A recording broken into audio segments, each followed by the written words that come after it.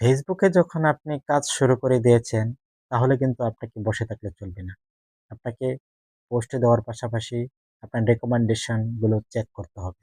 যে রেকমেন্ডেশন কি দেওয়া আছে এবং মনিটাইজেশন এ আপনি চেক দিতে হবে যে আপনার কোনো ইস্যু আসছে কিনা।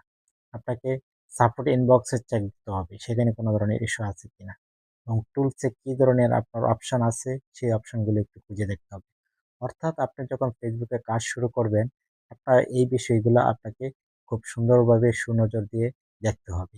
আপনার টুলসে কি আছে, ইনবক্স, সাপোর্ট ইনবক্সে কি আছে, রিকমেন্ডেশনে আপনাকে কি ধরনের রিকমেন্ড করা হয়েছে এবং মনিটাইজেশনে আপনি কি ধরনের অপশনগুলো আপনার জন্য আসছে সেই বিষয়গুলো আপনি খুব সুন্দরভাবে খেয়াল করবেন এবং সেই অনুযায়ী কাজ করবেন। আশা করি সেখান থেকে আপনি ভালো কিছু পাবেন।